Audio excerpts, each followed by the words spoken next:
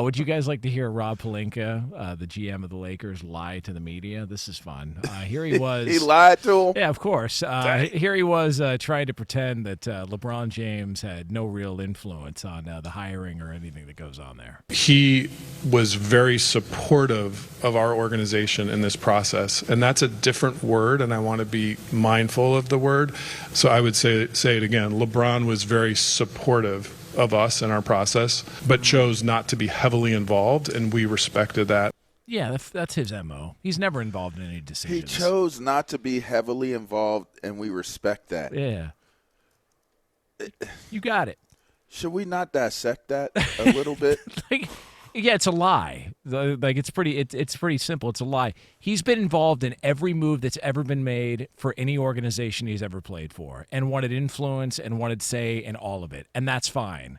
But all of a sudden, in year 28 or whatever it is, now he doesn't want to say. It's just like, what are we doing here?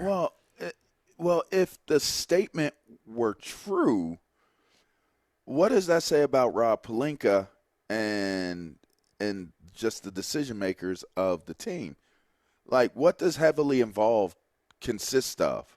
He didn't want to be heavily involved. What does that consist of? Because, wasn't he at the meetings? Didn't they have photos of them, having, lunches and stuff like that with the coaches and different things like that? How many players do that? How many active roster players are part of the coaching search committee? That's a good question. I know there's typically players who will go try to recruit other players, right? Like, weren't some of the Golden State Warriors with Steve Kerr when they went after Kevin Durant? Yeah. Wasn't that a thing? They all flew and kind of made their pitch. Like, typically you see it that way. It's not very often you see players do it. However, this is LeBron James. If there was a player to do it, he would be that player to do it. At this point in time in his career, I think he's earned that.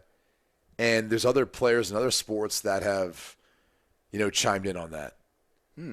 I think, you talk about Aaron Rodgers and some of the difficulties I think he had in Green Bay with some of the coaching hires and so forth. Like, that was something that I think he, wanted to be more involved in. Wouldn't we think that's a slippery slope?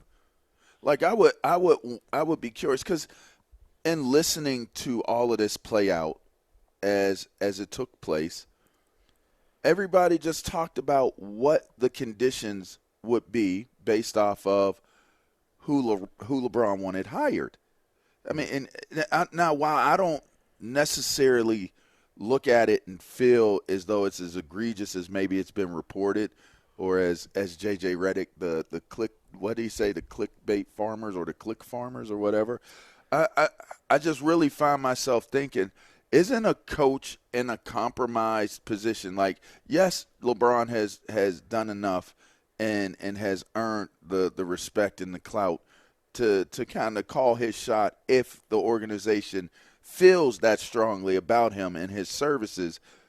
But doesn't that put the coach in a compromising position? And doesn't that, to me, the first thing I think about when I hear a statement like that is it makes the Hurley, kind of passing up on the job have a little bit more relevancy to it. Because even if LeBron wasn't very much involved, what if that was the narrative? What if that was the kind of overarching feeling that LeBron's influence has everything to do with what this hiring is going to be and what it's going to look like? If that's the case, you got to believe that in some way, some form, even if LeBron James has a good approach to what he's thinking or what he wants out of the scenario with his contribution, that's kind of, you're putting your coach in possibly a compromising position, right? Yeah, but that's probably the position that coach is in regardless. I feel like if you sign up to be the head coach of a team with a absolute legend, one of the all-time greats, it goes hand in hand. I feel like that's what you're ultimately dealing with, is you're dealing with someone who's, going to want to have a say in some of this, or someone who believes that they've reached a point where you should listen to them. And I don't think they're necessarily wrong. I'll put it this way. I know a head coach who interviewed for, a former head coach who interviewed for another head coaching job in the NFL. And the ownership group was surprised that he had contacted the quarterback before the interview. And one of the reasons he did it is because he knew how important it was to have a relationship with that player. Walking in the door, understanding how he feels about things, how he sees things from an offensive standpoint. And that was incredibly important, not only to him from his prior experience in coaching and seeing another superstar he had coached and been with hand in hand, but also moving forward, knowing what that was going to be like. And so I'm not going to say who it was or who it is, but I'll put it this way. He was dead on. And the organization decided to go in a different direction. So, and look, and honestly, like the way that whole situation worked out, you look back on it and go, yeah, that was probably the better approach of it. So I look at it this way. I think what's going to be fascinating is, and this is what happens in our society, is if we see someone who takes a prominent job, and this is one of the most ballyhooed jobs, positions in sport. It just is. Being the Lakers head coach, it's that legendary of a franchise. To me, what's going to stand out is if JJ Redick hits and he's able to make this team into a championship team, and I'm not talking about the Bubble Boys, all right, back in 2020. All right, terrible movie. I'm not talking about that. I'm talking about a legit full NBA season, actually getting into the playoffs, not having to be in the play-in. I don't care about the in-season tournament. I'm talking about winning an NBA Finals.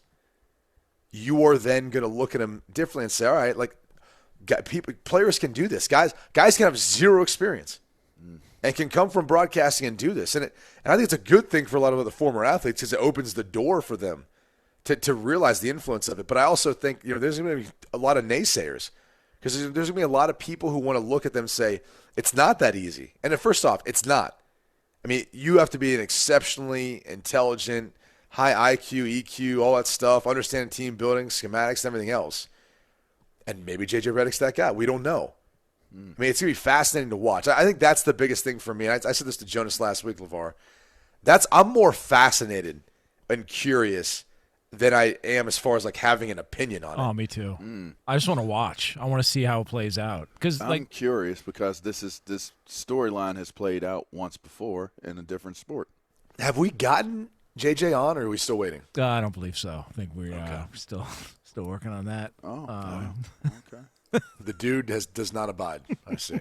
I mean, he said he didn't give an F, so I mean, it makes sense to me.